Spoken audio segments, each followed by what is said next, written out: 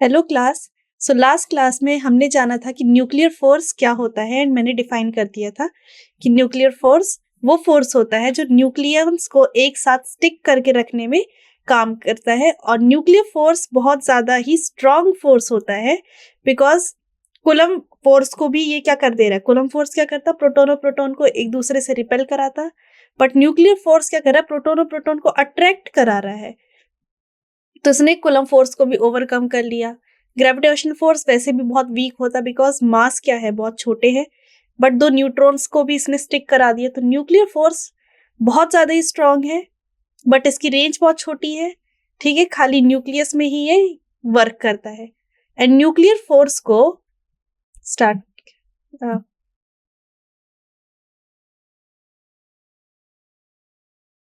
Nuclear force को scientist Becquerel H Becquerel ने discover किया था। ठीक है, तो न्यूक्लियर फोर्स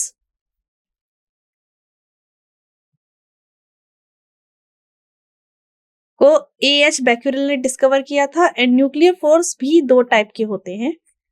एक होता है strong nuclear force, neutron neutron को, प्रोटॉन प्रोटॉन को, प्रोटॉन न्यूट्रॉन को एक साथ बाइंड करके रखता है। एंड एक दूसरा न्यूक्लियर फोर्स होता है that is weak nuclear force. Weak nuclear force तभी वर्क करता है जब रिएक्शंस में यूज हो रहा होता है। ठीक है, रिएक्शन चल रही है, न्यूक्लियर रिएक्शन चल रही है, तो उस टाइम जो फोर्स एक्ट में आता है that is weak nuclear force. And strong nuclear force को तो मैंने आपको एक्सप्लेन कर दिया। A nuclear phenomena in which N unstable nucleus undergo decay. ठीक है, अगर न्यूक्लियर फिनोमिना हो रहा है और कोई अनस्टेबल न्यूक्लियस है जिसका binding energy per unit nucleon कम है एंड वो किसी न्यूक्लियर रिएक्शन के लिए जा रहा है, तो उसमें जो फोर्स काम कर रही होगी उस time weak nuclear force work कर रही होगी। ओके, एंड अब हम सीखते हैं नई चीज के बारे में जो है रेडियो एक्टिव डिके। ठीक है, कैसे कोई भी न्यूक्लियाई टूटकर डिफरेंट न्यूक्लियाई में कन्वर्ट हो जाता है एंड वीक न्यूक्लियर फोर्स इस पे एक्ट कर रही होती है। ठीक है, कोई भी रिएक्शन हो रही होगी तो हम कहेंगे वीक न्यूक्लियर फोर्स एक्ट कर रही है। एंड रेडियो एक्टिव डिके भी तीन टाइप के होते हैं, alpha beta gamma.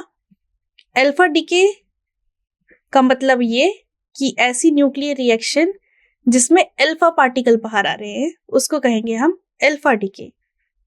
Beta decay का मतलब जिसमें बीटा पार्टिकल बाहर आ रहे हैं। एंड बीटा पार्टिकल कौन से होते हैं? बीटा पार्टिकल होते हैं इलेक्ट्रॉन या इलेक्ट्रॉन का एंटी, क्या उसको पॉजिट्रॉन बोलते हैं। एंड थर्ड टाइप की जो न्यूक्लियर रिएक्शन होती है दैट इज गामा डिके, जिसमें गामा पार्टिकल्स बाहर आ रहे होते हैं। एंड गामा पार्टिकल का मतलब होता है फोटॉन्स, जिसे फोटॉन्स या लाइट बाहर आ रही होती है वो। अल्फा डिके में अल्फा पार्टिकल बाहर आ रहे होते हैं। और अल्फा पार्टिकल क्या हो रहे होते हैं? हीलियम एटम को अल्फा पार्टिकल बोलते हैं, जिसके पास दो प्रोटॉन और दो न्यूट्रॉन होता है।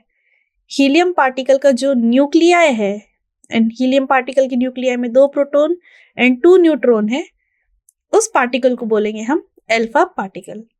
तो उसको कहेंगे हम अल्फा डिके। ओके, इन रिएक्शन के बारे में अभी हम आगे जानेंगे। नेक्स्ट आता है बीटा डिके। अगर किसी रिएक्शन में इलेक्ट्रॉन बाहर आ रहा है, ई नेगेटिव या फिर ई पॉजिटिव, इलेक्ट्रॉन का एंटी पार्टिकल, ठीक है, जिसका मास तो इलेक्ट्रॉन की तरह होता है, बस चार्ज क्या होता है, उल्टा होता है, तो ऐसे रिएक्शन को कहते हैं बीटा डिके। एंड बिकॉज यहाँ पर दो पार्टिकल एसोसिएटेड है, E minus and E plus, तो बीटा डिके भी दो टाइप के होते हैं। एक बीटा डिके जिसमें इलेक्ट्रॉन बाहर आता है उसे बोलते हैं बीटा माइनस डिके। ठीक है, और एक बीटा डिके जिसमें पॉजिट्रॉन बाहर आ रहा है उसको कहेंगे पॉजिट्रॉन, जिसमें पॉजिट्रॉन बाहर आ रहा होता है उसे कहते हैं बीटा पॉजिटिव डिके। ओके, तो ये है अबाउट बीटा डिके। इसके बाद आता है गामा डिके। ठीक है, जिसमें गामा रेज निकल रही होती है। फॉर एग्जाम्पल, कोई पार्टिकल है, उसमें से बीटा निकला और वो कोई और पार्टिकल बन गया। अब उसकी एनर्जी क्या हो रही है, कम होती जा रही है, बिकॉज उसमें से क्या हो रहे होते हैं, गामा पार्टिकल निकल रहे होते हैं। एंड देन वो इन द एंड कोई दूसरा पार्टिकल बन जाता है। उस ऐसे डीके को कहते हैं हम गामा डीके। ओके, तो 3 टाइप के डीकेज होते हैं, alpha, beta and gamma decay. तो ये हमने पढ़ लिया type of nuclear radioactive decay में। अब हम जानते हैं कि न्यूक्लियर एनर्जी क्या होती है। The binding energy per nucleon curve revealed, जो हमने कर्व पढ़ा था बाइंडिंग एनर्जी और न्यूक्लियॉन्स के बीच में, ऐसा वाला कर्व जिसमें Fe सबसे स्टेबल था। ठीक है, ये कर्व हमें बताता है कि जो भी कोई भी एलिमेंट है 30 से 170 जिसका मास है, वो उसका बाइंडिंग एनर्जी बिल्कुल स्टेबल स्टेट में है, वो कोई न्यूक्लियर रिएक्शन भी नहीं जा सकता। बट कोई एलिमेंट जिसका मास 30 से कम है वो न्यूक्लियर फ्यूजन के लिए जा सकता है, एंड जिसका मास 170 से ज्यादा है वो न्यूक्लियर फिजन के लिए जा सकता है। ये हमें क्लियर हो चुका था इस कर्व से। ठीक है, तो अब फिजन होता क्या है, अगर 2 हैवी पार्टिकल है, कोई एक हैवी न्यूक्लियाई है, एक बड़ा न्यूक्लियाई है, वो टूटकर कोई 2 छोटे न्यूक्लियाई में बन जाता है, तो ऐसी रिएक्शन को कहते हैं फिजन रिएक्शन। फ्यूजन रिएक्शन क्या होता है, 2 छोटे न्यूक्लियाई हैं, वो कंबाइन होके बड़ा न्यूक्लियाई बन जा रहे हैं, ऐसे रिएक्शन को बोलेंगे फ्यूजन रिएक्शन। और जो जितनी भी न्यूक्लियर रिएक्शन होती है उससे बहुत ज्यादा एनर्जी निकलती है किसी केमिकल रिएक्शन के कंपैरिजन में। ठीक है, किसी भी केमिकल रिएक्शन को करके आप इलेक्ट्रिसिटी प्रोड्यूस नहीं कर सकते जो आपके घर को पावर करे, बट न्यूक्लियर रिएक्शन को करके एक छोटी सी न्यूक्लियर रिएक्शन ही इतनी ज्यादा पावर दे सकती है कि वो आपके घर में इलेक्ट्रिसिटी की सप्लाई 1 साल तक कंटिन्यूस रखे। 1 किलोग्राम यूरेनियम को अगर हम तोड़े न्यूक्लियर फिजन रिएक्शन से, वो इतनी 10⁻14 जूल एनर्जी प्रोड्यूस कर सकता है। इतना तो अगर आप कंपेयर करें, 1 किलो ऑफ कोयल खाली 10⁻7 जूल एनर्जी प्रोड्यूस कर सकता है, और 1 kilogram of uranium 10⁻14 joule energy produce करता है। ये बहुत ज्यादा ही हाई नंबर है, बहुत ज्यादा हाई नंबर है, एंड बहुत क्लीन एनर्जी देता है, कोई पोल्यूशन नहीं होता इसकी वजह से। तो इसलिए न्यूक्लियर एनर्जी, न्यूक्लियर रिएक्शन बहुत ज्यादा ही आज के टाइम पे यूजफुल है इलेक्ट्रिसिटी जनरेट करने के लिए। Okay, neutron indicate nuclear reaction, neutron induce nuclear reaction, इसके बारे में अब हम जानते हैं। तो क्या होता है, bombarding nuclei with other nuclear particle like proton, neutron और अल्फा पार्टिकल। एक बड़ा न्यूक्लियाई है, ठीक है, मान लो यूरेनियम का ही है, इसकी और हमने कोई पार्टिकल भेजा, कुछ भी हो सकता है, प्रोटॉन, न्यूट्रॉन, अल्फा पार्टिकल, ठीक है, अल्फा पार्टिकल कुछ भी भेजा। An important neutron induce reaction is fission. ठीक है, और क्या हुआ, इस पार्टिकल ने इस वाले न्यूक्लियस को एक्टिवेट कर दिया, एंड एक्टिवेट करने के बाद ये न्यूक्लियस 2 पार्टिकल में टूट गया। तो क्या हो गया, फ्यूजन रिएक्शन हो गया। एंड इस फ्यूजन रिएक्शन का एक बहुत ही इंपॉर्टेंट टाइप का रिएक्शन है जिसे कहते हैं neutron induce reaction. Neutron induce reaction में ये जो पार्टिकल जो रिएक्शन को स्टार्ट करा रहे हैं वो पार्टिकल न्यूट्रॉन होता है। क्या होता है, न्यूट्रॉन होता है, एन होता है। कोई भी पार्टिकल इस रिएक्शन को स्टार्ट कर सकता है, बट जो सबसे इंपॉर्टेंट टाइप की हमने रिएक्शन देखी है जो न्यूट्रॉन इंड्यूस होती है, उसमें जो स्टार्टिंग पार्टिकल होता है वो न्यूट्रॉन होता है। न्यूट्रॉन क्या करता है, किसी बड़े न्यूक्लियाई को एक्टिवेट कर देता है, जिसकी वजह से वो टूटकर 2 डिफरेंट पार्टिकल में निकल जाता है, plus enormous amount of energy हमें देता है। तो ऐसी रिएक्शन को न्यूट्रॉन इंड्यूस रिएक्शन भी कहा जाता है। इसका एग्जाम्पल है जो बेसिक हमारा यूरेनियम वाला, हमने मास को नीचे की साइड लिखा है और एटॉमिक नंबर को ऊपर की साइड लिखा है ताकि आप मास में डिफरेंस अच्छे से देख सकें। यहाँ पर हमने ये इंडिसेस यूज किए हैं। तो हो क्या रहा है, हमारे पास एक न्यूट्रॉन है, न्यूट्रॉन क्या हुआ, यूरेनियम के पास आया, इस न्यूट्रॉन को यूरेनियम के न्यूक्लियाई ने एब्सॉर्ब कर लिया, जिसकी वजह से एटॉमिक मास इंक्रीज हो गया। ओके, अब क्या हुआ, न्यूट्रॉन न्यूक्लियस के अंदर है, तो उसने क्या किया, न्यूक्लियस की स्टेबिलिटी बिगाड़ दी, न्यूक्लियस अनस्टेबल हो गया एंड न्यूक्लियस टूट जाता है बेरियम एंड क्रिप्टॉन नाम के 2 एलिमेंट में, ठीक है, और 3 और न्यूट्रॉन बाहर निकाल देता है। तो ऐसे रिएक्शन को बोलते हैं न्यूट्रॉन इंड्यूस रिएक्शन, कि न्यूट्रॉन की वजह से रिएक्शन स्टार्ट हो गई और ये रिएक्शन आपको मेमोराइज करनी है, इसको मेमोराइज करनी है। किस लिए? बिकॉज इससे रिलेटेड क्वेश्चन आ जाते हैं।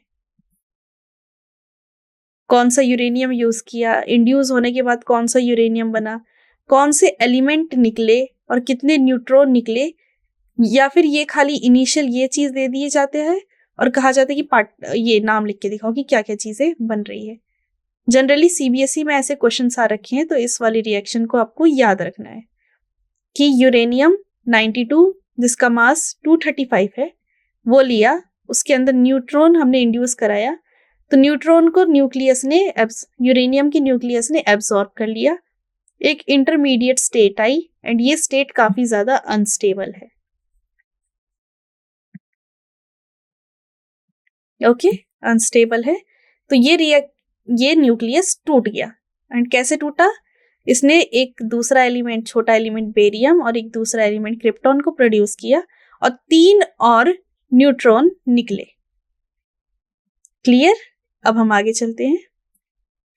और कौन कौन से पॉसिबल रिएक्शन हो सकते थे, और भी फ्रेगमेंट में टूट सकते थे, जरूरी नहीं है कि क्रिप्टॉन और बेरियम निकले, एसबी और एनबी भी निकले, इसमें 4 न्यूट्रॉन निकल सकते हैं, या फिर एक्सी-एसआर निकले जिसमें 2 न्यूट्रॉन निकल सकते हैं।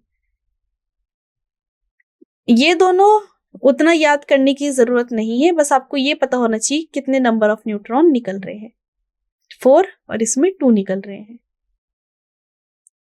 तो ये दूसरे फ्रेगमेंट्स भी पॉसिबल है अगर न्यूट्रॉन ने रिएक्ट किया। तो डिपेंड करता है कि किस टाइप का टेम्परेचर दे रहे हैं, किस टाइप का इन्वायरमेंट दे रहे हैं, कि कौन कौन से न्यूक्लियस में ये टूटेगा। ओके, बट 3 पॉसिबल रिएक्शन हमने दिखा दी। एक में 3 न्यूट्रॉन निकल रहा था, एसबी-एनबी में 4 निकलेंगे एंड एक्सई-एसआर में 2 न्यूट्रॉन निकलेंगे। क्वेश्चन में नंबर ऑफ न्यूट्रॉन्स पूछ लिए जाते हैं जब ये दोनों रिएक्शन दिए जाते हैं। क्लियर? आगे चलते हैं। Fragment product of radioactive nuclear, they emit beta particle in succession to achieve stable end product. अब याद रखना कि जरूरी नहीं है कि यहां पर ही रिएक्शन ही कंप्लीट हो जाए।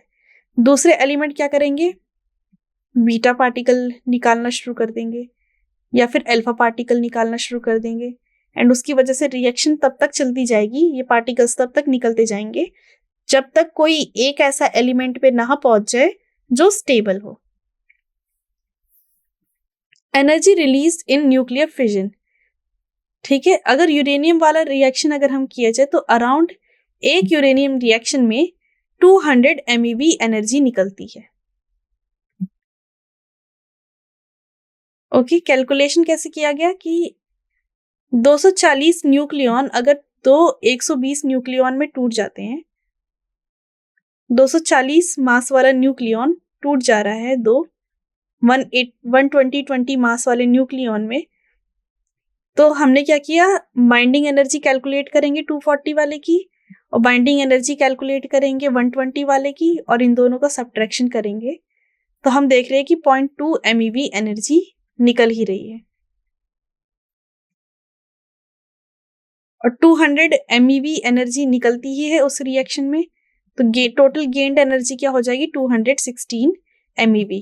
इन दोनों को ऐड कर दो आप, तो इन दोनों को ऐड कर दो तो 216 MeV एनर्जी निकलती है। अब हम बात करते हैं फिजन के बारे में। Disintegrating energy appear as kinetic energy of fragment and neutron, तो जो टूटने के बाद जो एनर्जी निकल रही होती है वो हमें जनरली दिख जाती है।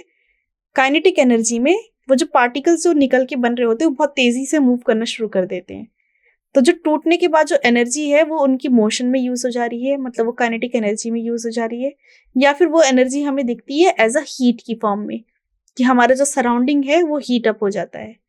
इसलिए न्यूक्लियर फिजन रिएक्शन को यूज किया जाता है न्यूक्लियर रिएक्टर में इलेक्ट्रिसिटी जनरेट करने के लिए, एंड जो एटम बॉम्ब बनाया गया था उसमें भी न्यूक्लियर फिजन रिएक्शन का ही यूज किया गया था।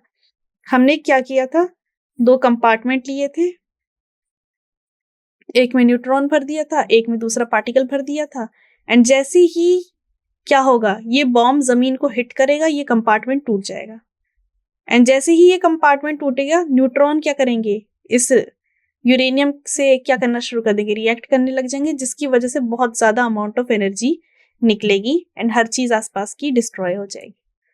तो ये बेसिक प्रिंसिपल था एटॉमिक बॉम्ब का। अब हमने फिजन पार्ट कंप्लीट कर लिया है, अब हम स्टार्ट कर रहे हैं fusion reaction. Okay, fusion reaction क्या होता है, जब 2 छोटे न्यूक्लियाई एक दूसरे के साथ जुड़ते हैं ताकि एक बड़ा न्यूक्लियाई बना सके, ऐसे रिएक्शन को बोलते हैं fusion reaction. And fusion reaction हमें कॉमनली दिखने को मिलते हैं हमारे सन पे। सन में क्या हो रहा होता है, 2 हाइड्रोजन एटम कंबाइन होते हैं एंड वो हीलियम एटम बनाए जाते हैं, एंड उससे इनॉर्मस अमाउंट ऑफ एनर्जी निकलती है, एंड वही एनर्जी हमारी अर्थ तक लाइट एंड हीट की फॉर्म में पहुंच रही होती है। तो एक्चुअली में ये न्यूक्लियर फ्यूजन की रिएक्शन है की एनर्जी है जो हमारे पास पहुंच रही होती है, एंड हमारी अर्थ पे अल्टीमेट सोर्स ऑफ एनर्जी बन रखी है। ओके, तो फ्यूजन रिएक्शन, जब 2 न्यूक्लियाई फ्यूज होते हैं और एक बड़ा न्यूक्लियाई बनाते हैं, तो ऐसे रिएक्शन को बोलते हैं न्यूक्लियर फ्यूजन रिएक्शन। इसका एग्जाम्पल है हमारे सन पे होने वाली रिएक्शन, और ये रिएक्शन भी आपको मेमोराइज करनी है, क्योंकि न्यूक्लियर फ्यूजन रिएक्शन पूछ ली जाती है कि सारे स्टेप्स लिख के दिखाओ, 3 मार्क्स के क्वेश्चन में आ जाता है ये। तो याद रखना है आपको कि जब 2 हाइड्रोजन कंबाइन हो रहे होते हैं तो ड्यूट्रियम बना रहे होते हैं, एक पॉजिट्रॉन निकल रहा होता है, एक न्यूट्रिनो निकल रहा होता है, ये न्यूट्रिनो है न्यू, और इतनी एनर्जी निकल रही होती है। ठीक है, तो क्या हुआ, ड्यूट्रियम मिल गया। अब 2 ड्यूट्रियम एक दूसरे के साथ कंबाइन हुए तो 3He2 बन जाता है, एक न्यूट्रॉन निकलता है और इतनी एनर्जी प्रोड्यूस होती है। और जब 2 ड्यूट्रियम एक दूसरे के साथ कंबाइन हो रहे होते हैं तो 3H1 बनाता है जो कि अनस्टेबल होता है, 1H1 स्टेबल होता है, और इतने अमाउंट ऑफ एनर्जी निकलती है। ओके, तो ये जनरल रिएक्शंस हैं। तो इस सब की आपको अच्छे से प्रैक्टिस करनी है ताकि ये आपको मेमोराइज हो जाए, बिकॉज क्वेश्चंस आ जाते हैं इस चैप्टर से। जो जनरली क्वेश्चन आते हैं वो बाइंडिंग एनर्जी में, ठीक है, बाइंडिंग एनर्जी कैलकुलेशन में क्या आपको बता देते कि एक्सपेरिमेंटल इतनी वैल्यू है, कैलकुलेटेड करके बताओ, सब्ट्रैक्ट करो कितनी बाइंडिंग एनर्जी निकली है वो बताओ। आपको कह देते कि रिएक्शन कंप्लीट करके दिखाओ। तो बुक में जितनी भी रिएक्शन है हमें उसे अच्छे से याद रखनी है। ओके, तो इस चैप्टर में हमने आज की क्लास में न्यूक्लियर फ्यूजन रिएक्शन के बारे में पढ़ा। Okay, radioactive particle alpha beta gamma and then nuclear fusion reaction के बारे में पढ़ा, जिसमें हमने मेनली यूरेनियम की बात करी, फिजन रिएक्शन के बारे में पढ़ा। एंड नेक्स्ट क्लास में न्यूक्लियर फ्यूजन रिएक्शन को हम कंटिन्यू करेंगे, एंड हम क्या करेंगे, इससे रिलेटेड सारे के सारे रिएक्शन को समझेंगे और आगे पढ़ेंगे कि जो न्यूक्लियर फ्यूजन रिएक्शन है उसको अर्थ पे कैसे कर सके। तो आज की क्लास यही कंप्लीट होती है। आई होप क्लास आपको इंफॉर्मेटिव लगी होगी और क्लियर होगी सारी की सारी चीज। सो अब नेक्स्ट क्लास में मिलते हैं। Thank you.